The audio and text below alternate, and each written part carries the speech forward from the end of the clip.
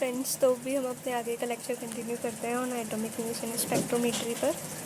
सो जैसा कि हमने पिछले लेक्चर्स में बहुत कुछ डिस्कस किया था अबाउट द प्रिंसिपल, किस तरह से उसके सोर्सेज हैं, आर्क, स्पार्क एंड डिस्चार्ज में हमने प्लाज्मा को डिटेल में डिस्कस किया था और फ्लेम एंड फर्नेस के बारे में डिस्कस किया था। तो अभी इसके हम एडवांटेजेस देखेंगे कि आईसीपी के Q over arc and DC arc and AC sparks. तो ये जो जनरली होता है वो बहुत ही ज़्यादा स्टेबल होता है। डीसी आर्क और एसी स्पार्क से इसका टेम्परेचर भी ज़्यादा होता है, तो जो जल्दी से डिकम्पोज कर देता है स्टेबल कंपाउंड्स को और इसके डिफ्रेसिव इंटरफेरेंस इफेक्ट को ओवरकम करता है। इसके बाद क्या करता है, इसकी कैपेबिलिटी होती है कि मल्टी एलिमेंट्स को एक बार में एक्साइटेड कर देता है और इसकी वजह से हमें एक टाइम पे ग्रिड्स बहुत ही ज़्यादा सेंसिटिविटी और एलिमेंट्स की इन्फॉर्मेशन प्राप्त होती है विद हाई सेंसिटिविटी। मतलब कि एक बार में अगर तो उसकी सेंसिटिविटी मतलब हो गया कि एक बार में एक एलिमेंट की इन्फॉर्मेशन, मतलब बहुत सारे एलिमेंट्स की इन्फॉर्मेशन हमें ईजिली मिल जाती है और कितने क्वांटिटी में भी है, क्वांटिटी में वो प्रेजेंट इन सैम्पल के अंदर, वो भी हमें पता चल जाता है और हम प्लाज्मा को ईजिली हैंडल कर सकते हैं as comparative to arc and spark sources और सोल्यूशन एनालिसिस के लिए। ठीक है, तो अभी हम इंडक्टिवली कपल प्लाज्मा मतलब प्लाज्मा के बारे में डिस्कस करेंगे, प्लाज्मा डिस्चार्ज के बारे में। हमने पहले डीसी आर्क और एसी स्पार्क्स के बारे में डिस्कस किया था। तो अभी क्या होता है कि एक टॉर्च टाइप बनी होती है, जैसे कि इस पिक्चर में दिखाया जा रहा है कि टॉर्च टाइप बनी होती है जिसमें 3 कॉन्सेंट्रिक लेयर्स होती है क्वार्ट्ज की। ठीक है, या फिर किसी हम अदर मटेरियल की भी बना सकते हैं। तो इसके उसमें क्या होता है कि ये आर्गन गैस को हम फ्लो करते हैं इन कंसेंट्रिक क्वार्ट्ज की ट्यूब्स में। ठीक है, इसके ऊपर एक कॉपर कॉइल लगी होती है जिसको हम लोड कॉइल भी बोलते हैं। यहाँ से रेडियो फ्रिक्वेंसी जनरेटर कनेक्टेड होता है, यहाँ से ये जो रेडियो फ्रिक्वेंसी जनरेटर कनेक्टेड है इससे कॉपर कॉइल से। ठीक है, जब हम आर्गन गैस को फ्लो करते हैं एकदम अपवर्ड की तरफ, तो क्या होता है, टेस्ला कॉइल से एक स्पार्क प्रोड्यूस होता है। स्पार्क प्रोड्यूस होता है जो क्या करता है, वो जो स्पार्क है वो सीधे इलेक्ट्रॉन्स को प्रोड्यूस करता है, जो जनरली किसको, आर्गन को आयनाइज कर देता है, आर्गन आयन प्लस इलेक्ट्रॉन में। ठीक है, तो हम जब ऐसी जो हम रेडियो फ्रिक्वेंसी पावर अप्लाई करते हैं उसकी जनरली वो कितनी होती है, वो होती है 0.5 टू 2 किलोवाट, और जो हम फ्रीक्वेंसी देते हैं जनरली वो 27 और 40 मेगाहर्ट्ज के इन मिडिल होती है, जिसकी वजह से इलेक्ट्रिक और मैग्नेटिक फील्ड जनरेट हो जाता है और उससे इलेक्ट्रॉन एक्सेलरेट हो जाते हैं towards the torch, to inside the torch, not inside the torch. जैसे यहाँ पे इलेक्ट्रॉन एक्सेलरेट हो गए ऊपर की साइड में, फिर ये फ्लेम प्रोड्यूस करेंगे। फ्लेम होगा as a tear drop like flame, जो जिसको हम प्लाज्मा बोलेंगे। तो जनरली जो प्रोसेस होती है हम वो जैसे हाई इलेक्ट्रॉन जो कोलाइड करते हैं टू इंड्यूस, मतलब जो जैसे फॉर एग्जांपल जो इलेक्ट्रॉन्स जो उसने प्रोड्यूस किए थे वो कोलाइड करते हैं इसके आयनाइजेशन के लिए, इसके थ्रू आर्गन गैस का आयनाइजेशन हो सके। और ये जो प्रोसेस है इसमें क्या क्या बनता है, आर जो जो प्रोसेस जो बना हमारे पास, आयन किसमें बना था, आयन आर्गन किसमें बना था, आर्गन प्लस प्लस एक इलेक्ट्रॉन निकला था, तो आर्गन एटम हो गया। तो हम अभी डिस्कस करेंगे प्लाज्मा के क्रॉस सेक्शन एंड उसके जोन्स के बारे में। तो ऐसा हम चित्र में मतलब फिगर में देख रहे हैं कि इसकी जो शेप होती है एकदम इंटेंस होती है, brilliant white tier drop shape की फायर वॉल की तरह होती है, जैसे कि इसमें दिखाया हुआ है। ठीक है, इसका जो बॉटम होता है, जो ये जो शेप है नेबुलाइजर की, यहाँ पे जो शेप है नेबुलाइजर की वो किसकी तरह है, मतलब जो बॉटम स्टार्ट की जो शेप है हमारे पास डोनल शेप है। यहाँ पर ये जो होल है ये वाला रीजन, दिस वन,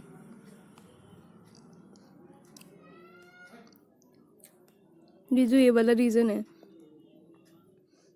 यहाँ पे इसके थ्रू यहाँ पे गैस सप्लाई होता है, प्लाज्मा कैरियर गैस सप्लाई होता है यहाँ। इसी जोन को हम इंडक्शन जोन बोलते हैं, क्योंकि यहाँ से जो कॉइल की एनर्जी है वो लोड कॉइल की थ्रू प्लाज्मा को ट्रांसफ़र की जाती है। यहाँ पे एक प्री हीटिंग जोन भी होता है इसके अंदर, जहाँ पे सॉल्वेंट को रिमूव किया जाता है इसके थ्रू, और वो एरोसॉल में कन्वर्ट हो जाता है। उसको जो जब एक सैंपल एरोसॉल में कन्वर्ट होता है तो उसको हम डिसॉल्वेशन बोलते हैं, मतलब removal of solvent, it is called desolvation. ठीक है, तो वहाँ पे क्रिस्टल बन जाते हैं सॉल्ट्स के, क्योंकि इसमें सॉल्वेंट तोड़ गया। तो प्री हीटिंग जोन में वो क्या होता है, जो क्रिस्टल्स जो होते हैं यहाँ पे क्रिस्टल्स जो होते हैं वो उसमें कन्वर्ट हो जाते हैं, गैस पार्टिकल्स में हो जाते हैं, कुछ गैस फेज में चले जाते हैं मॉलिक्यूल्स, मतलब वेपराइजेशन होता है, और कुछ टूट जाते हैं सिंगल एटम्स में, तो वो एटमाइजेशन हो जाता है उसका। ठीक है, तो जब वो सबको जो सैंपल एरोसॉल है वो या तो उसका सॉल्वेंट को रिमूव कर देते हैं, उनको गैसियस एटम वो जो है वो वेपराइज हो जाते हैं, और कुछ एटम्स टूट जाते हैं, एटमाइज हो जाते हैं। तो जनरली एक थिंग बचती है, प्लाज्मा, जो क्या करता है उसको, तो प्लाज्मा का काम क्या रहता है, बस उसको एक्साइट करना रहता है ताकि वो अपनी कैरेक्टरिस्टिक ईएमआर को इमिट कर सके। तो जो ये एक्साइटेशन और आयनाइजेशन की प्रोसेस होती है वो जनरली कहाँ होती है, वो जनरली इस नॉर्मल एनालिटिकल जोन में होती है, जिसका टेम्परेचर कितने तक होता है, 5000 to 8000 केल्विन के बीच में होता है दिस जोन। तो आईसीपी में कुछ एक्सेप्शनल भी होते हैं, एक्सेप्शंस भी होते हैं कि हम कुछ एटम्स को डिटेक्ट नहीं कर सकते। फॉर एग्जांपल अगर हमें आर्गन को डिटेक्ट करना है, आर्गन गैस को, तो वो नहीं हो पाएगा ऐसा, हम उसको कैरियर गैस यूज़ कर रहे हैं। दूसरा एक्सेप्शन हो गया कि अगर हमें वाटर को एनालिसिस करनी है वाटर की, तो हम उसको भी नहीं कर सकते, क्योंकि हम एज उसको ऑर्गेनिक सॉल्वेंट भी यूज़ कर सकते हैं। तीसरा हो गया कि अगर हमें एयर की एनालिसिस करनी है, तो एयर में तो सारी चीज़ें होती है, कार्बन एटम भी होता है, हाइड्रोजन भी होता है, नाइट्रोजन भी होती है, ऑक्सीजन भी होती है, तो वो बहुत ही डिफ़िकल्ट हो जाएगा। और फोर्थ एक्सेप्शंस में हेलोजन एटम्स आते हैं, क्योंकि उनकी हायर एक्साइटेशन एनर्जी होती है। मैनमेड एलिमेंट्स होते हैं जिनकी बहुत ही मतलब या तो ज़्यादा रेडियो एक्टिव होते हैं या फिर बहुत ही शॉर्ट लाइफ होती है उनकी, तो उनको जनरली हम उसको जनरली गामा रे स्पेक्ट्रोमीट्री से डिटेक्ट करते हैं। उनके लिए वो बहुत ही सुटेबल टेक्निक होती है। और अब हम क्या बोलते हैं कि जो हमारा एडवांटेज, तो भी हम आईसीपी ओईएस मतलब inductively coupled plasma optical emission spectrometry के इंस्ट्रूमेंटेशन को डिटेल में डिस्कस करेंगे। तो सबसे पहले ये जो यहाँ पे ये लगा हुआ है, इसको हम अल्ट्रासोनिक नेबुलाइजर बोलते हैं। इसका काम क्या होता है, जनरली इसका काम होता है कि जो हमारा लिक्विड सैंपल है उसको मतलब उसको कन्वर्ट करना, किस में, एरोसॉल या मिस्ट में कन्वर्ट करना। ठीक है, यहाँ से कन्वर्ट होके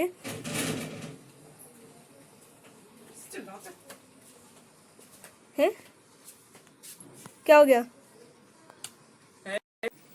तो नेबुलाइजर स्प्रे चैम्बर में जाता है। स्प्रे चैम्बर का काम होता है कि जो बड़े बड़े पार्टिकल्स होते हैं, मतलब जो कोर्स पार्टिकल्स होते हैं मिस्ट के, उसको एज अ बेस्ड निकाल देना बाहर, जो फाइन पार्टिकल्स है उसको अलाउ करता है टॉर्च में जाने के लिए।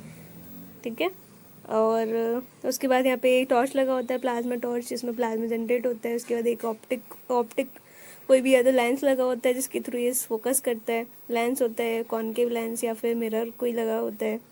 और या फिर हम प्रिज्म ग्रेटिंग का यूज़ कर सकते हैं, स्पेक्ट्रोम। फिर हमारे पास एक यहाँ पे स्पेक्ट्रोमीटर लगा होता है जिसके थ्रू एनालिसिस होती है। ठीक है, फिर यहाँ पे डिटेक्टर लगा होता है जिसके थ्रू हमें पता चलता है कि इसमें क्या क्या है। उसके बाद यहाँ पे मॉनिटर पे आ जाता है, हमारे पास एक स्पेक्ट्रम आता है, रिकॉर्डेड स्पेक्ट्रम होता है, जिसको हम देखते हैं और प्रिंट आउट करके निकाल लेते हैं, इन्फॉर्मेशन में पता चल जाता है कि क्या क्या है इसके अंदर। ठीक है, तो सबसे पहले हम नेबुलाइजर्स को डिस्कस करते हैं। नेबुलाइजर्स दो तरह के होते हैं जनरली, न्यूमेंटिक होता है और अल्ट्रासोनिक नेबुलाइजर होते हैं। न्यूमेंटिक नेबुलाइजर में 3 तरह के होते हैं। न्यूमेंटिक में होता है सबसे पहले कंसेंट्रिक होता है, उसका हम डिस्कस करेंगे क्रॉस फ्लो नेबुलाइजर, फिर आएगा बैविंगटन नेबुलाइजर। ठीक है, तो सबसे पहले हम कंसेंट्रिक नेबुलाइजर की बात करते हैं, जो कि क्वार्ट्ज का बना होता है। ठीक है, इसमें क्या होता है कि जैसे दिखाया जा रहा है कि सैंपल जो है कैपिलरी के थ्रू सक किया जाता है, ठीक है। यहाँ से आर्गन गैस फ्लो करते हैं, तो जिसका ये जो लो प्रेशर होता है ना सैंपल का, जब हाई हाई हाई फ्लो आ रहा है आर्गन गैस इसको टच करती है उसको, तो इसको कन्वर्ट कर देती है किसमें, मतलब कन्वर्ट करती है छोटे छोटे पार्टिकल्स में, और लिक्विड सैंपल्स को कन्वर्ट कर देती है इसमें एरोसोल में। एरोसोल क्या होता है, मीन्स लिक्विड सैंपल में थोड़ा सा गैस मिला दो तो वो एरोसोल बन जाता है, मतलब ठीक है। तो एरोसोल में कन्वर्ट कर देती है, ठीक है। तो जो जो हमारे पास कंसेंट्रिक न्यूमेटिक नेबुलाइजर होता है वो किसके लिए जाना जाता है कि ये बहुत ही ज़्यादा सेंसिटिव होता है और स्टेबल होता है, ठीक है। और इसमें क्या होता है, जो कैपिलरी का ओरिफेस होता है, मतलब ये जो ओपनिंग होती है कैपिलरी की यहाँ से, उसकी वजह से क्लॉगिंग होने का बहुत ही मतलब क्लॉगिंग हो सकती है, क्लॉगिंग होने का बहुत ही ज़्यादा चांसेस रहते हैं, क्योंकि ये जो यहाँ पे इसका ओरिफेस है, जो सैंपल में कभी कभी होते हैं ना टोटल बहुत सारे सॉलिड छोटे छोटे पार्टिकल्स होते हैं, इसकी वजह से क्लॉगिंग हो जाती है, मतलब इसको हम टोटल सॉलिड वेस्ट बोलते हैं। वो जनरली 10 से 1% के बीच में होता है, उसके अंदर बहुत ही छोटी अमाउंट में होता है। तो हम जो कंसेंट्रिक नेबुलाइजर्स होते हैं उनको इस तरह से डिज़ाइन करते हैं कि उसमें जो TDS है 20% भी चला जाए, 20% TDS वाला सैंपल भी जा सकता है, उसमें क्लॉगिंग नहीं होती है, ठीक है। क्रॉस फ्लो में क्या होता है, जैसे क्रॉस फ्लो में है तो यहाँ पे सैंपल हम यहाँ से आता है, परपेंडिकुलर आता है आर्गन गैस के सैंपल परपेंडिकुलर आता है। सेम होता है कि सैंपल का पेपर प्रेशर लो होता है और आर्गन का ज़्यादा होता है, जिसकी वजह से वो किस में कन्वर्ट हो जाता है, एरोसोल में कन्वर्ट हो जाता है, ठीक है। बस यही है इसके अंदर। इसमें क्लॉगिंग नहीं हो सकती, क्योंकि क्लॉगिंग के लिए कैपिलरी, क्योंकि इसमें कैपिलरी बहुत ज़्यादा बड़ी यूज़ होती है, जिसकी वजह से क्लॉगिंग नहीं होती है इसमें। ये भी क्वार्ट्ज का बना होता है, और इसके कई और एडवांटेजेस हैं कि हम किसी और भी मटेरियल का इसको बना सकते हैं, और किसी और मटेरियल का बनाएंगे तो जनरली क्या होता है कि इसका जो सरफेस हो जाता है थोड़ा वैसा हो जाता है, रफ सा हो जाता है और कोरोजन रेजिस्टेंट हो जाता है। जैसे अगर हम कोई लिक्विड यूज़ करें, मतलब कोई हम अगर एसिड सैंपल की एनालिसिस करें तो कोरोजन का खतरा नहीं रहता, मतलब वो कोरोड नहीं करती, उसकी वॉल्स कैपिलरी और ट्यूब की वॉल्स कोरोड नहीं करती हैं। और थर्ड वन है बैडमिंटन में क्या होता है, जनरली एक सरफेस स्मूथ सरफेस होता है जिसमें होल्स बने होते हैं, ठीक है। इसके सरफेस पे हम सैंपल को, जैसे ये स्मूथ सरफेस है, यहाँ पे छोटे छोटे होल्स बने हैं जिसके थ्रू आर्गन गैस फ्लो होती है। हम इस सरफेस पे सैंपल को फ्लो करते हैं, तो जो सैंपल का फ्लो है वो आर्गन गैस की वजह से सैंपल जो वो एरोसोल में कन्वर्ट हो जाता है। हमें इसमें TDS वगैरह को इतना ज़्यादा कोई इशू नहीं रहता, और जो हाई विस्कस लिक्विड है वो इजीली कन्वर्ट हो जाते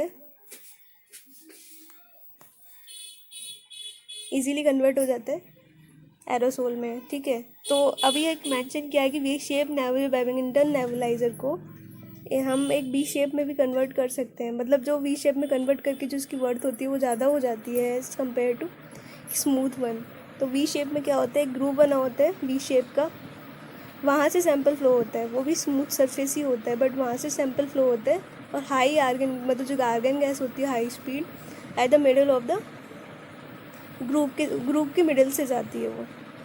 तो जनरली क्या होता है इसमें, जो ज़्यादा सॉल्टेड होते हैं, जो ज़्यादा सॉल्ट कंटेन करते हैं सैम्पल्स, जैसे हो गया हमारे पास सी वाटर हो गया या फिर यूनियन सैंपल हो गया, तो उनकी एनालिसिस हम इस वाले बैडमिंटन नेबुलाइजर के थ्रू उसको हम एरोसोल में कन्वर्ट करते हैं। अल्ट्रासोनिक नेबुलाइजर में क्या होता है, जनरली एक पंप लगा होता है उसमें, जिसको हम बोलते हैं ऑसिलेटिंग पायरोइलेक्ट्रिक ट्रांसड्यूसर बोलते हैं, जिससे ऑसिलेशन जनरेट होते हैं, उसकी वजह से वो लिक्विड सैंपल जो है वो बहुत ही फाइन पार्टिकल्स में कन्वर्ट हो जाता है, फाइन एरोसोल में कन्वर्ट हो जाता है। तो इसकी जो एफिशिएंसी होती है वो बहुत ही ज़्यादा होती है किससे, as compare two concentric and cross flow nebuliser. तो जनरली हम जो सैंपल एरोसोल होता है वो IC में जब जाता है ICP में, तो हम उसमें जनरली हम अल्ट्रासोनिक नेबुलाइजर का यूज़ करते हैं, क्योंकि इसकी सेंसिटिविटी ज़्यादा होती है। इसमें एक ट्रांसड्यूसर होता है, इसको हम बोलते हैं ऑसिलेटिंग पायरोइलेक्ट्रिक ट्रांसड्यूसर बोलते हैं, ठीक है। अभी हम स्प्रे चैम्बर की बात करेंगे। स्प्रे चैम्बर में क्या होता है, स्प्रे चैम्बर का जैसे मैंने पहले बताया था, कई बार ऐसा होता है कि जो सैंपल है जो एरोसोल में बहुत सारे पार्टिकल्स कोर्स हो जाते हैं, मतलब बहुत ही मोटे मोटे पार्टिकल्स आ जाते हैं, तो उसके लिए हम स्प्रे चैम्बर लगाते हैं। ठीक है, स्प्रे चैम्बर का काम क्या होता है? स्प्रे चैम्बर जो होते हैं वो कोर्स पार्टिकल्स को एज अ वेस्ट बाहर निकाल देता है, फाइन पार्टिकल्स को टॉर्च की तरफ मूव करता है। तो ठीक है, अभी इसमें एक रेंज दे रखी है साइज़ की कि 10 mm और स्मॉलर पार्टिकल्स को ये पास करता है स्प्रे चैम्बर टॉर्च की तरफ। ठीक है, बाकी का जो है वो एज अ वेस्ट बाहर निकाल देता है। ठीक है, और ये मेड क्वार्ट्स का भी, ये ना ये चैम्बर जो होता है क्वार्ट्स का बना होता है,